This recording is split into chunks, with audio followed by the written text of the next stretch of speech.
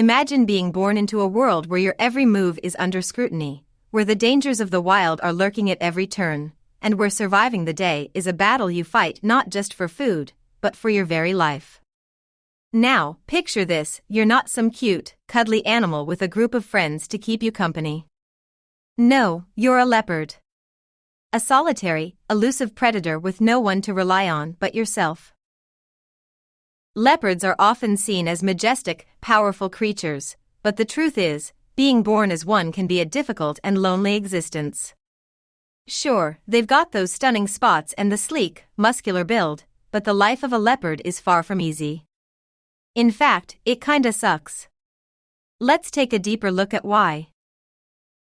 From the moment a leopard is born, it's thrown into a harsh, unforgiving world.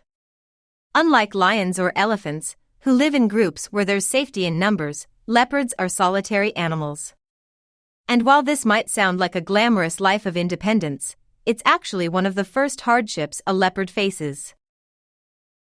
Newborn leopards are incredibly vulnerable.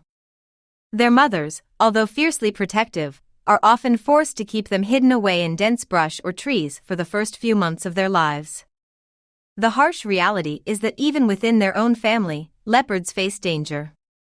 Cheetahs, lions, hyenas, and even their own kind can pose a threat. Young leopards are at constant risk of being killed by other predators who might see them as a meal or a threat to their territory. For a baby leopard, the first few months of life are essentially a constant game of survival, with every rustling leaf or distant sound posing a potential danger. Once a leopard reaches a certain age, it starts to venture out on its own. And here's where things get real tough. Unlike other big cats that often hunt in packs, a leopard must become a master of stealth and patience.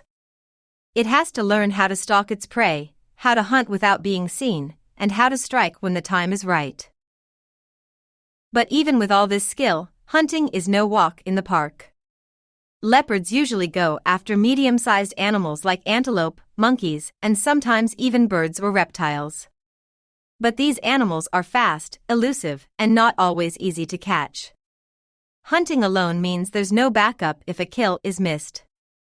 And let's not forget, there's always the risk of encountering a larger predator who wants to take that hard-earned meal for themselves.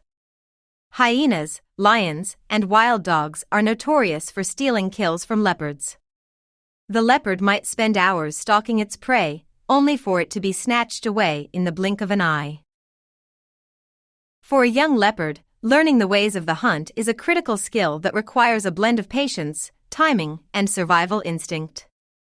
And if they don't learn quickly enough, the consequences can be severe. Without enough food, they can weaken, leaving them even more vulnerable to predators and the harsh conditions of the wild. For leopards, guidance doesn't come easy. Unlike animals like elephants or wolves, who have elders in their group to show them the ropes, leopards are taught mainly by their mothers. After a certain age, though, they're essentially on their own.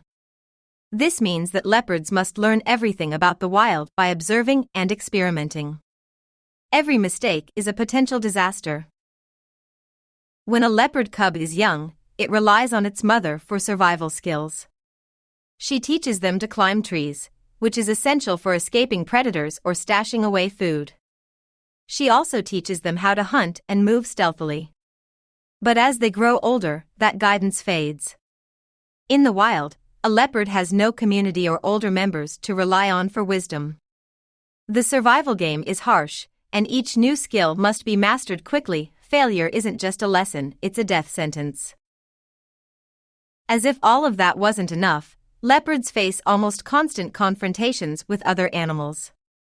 Their solitary lifestyle means they don't have the protection of a pack, and they must defend their territory from intruders. Leopards are territorial creatures and will defend their space against others, including other leopards.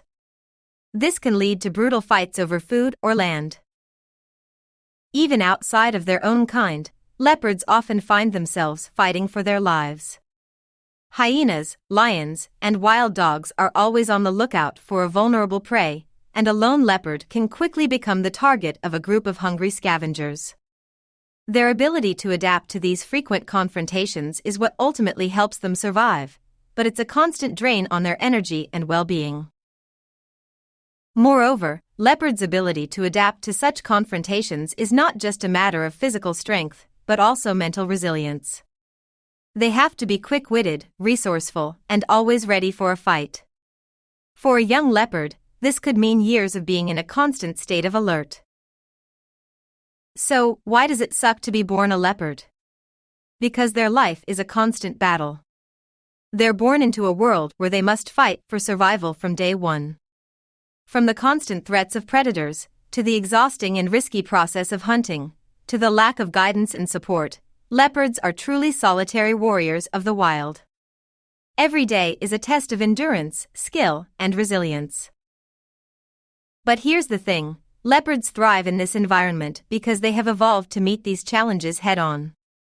Their solitary nature, their strength, and their cunning make them formidable survivors in one of the most competitive ecosystems on Earth.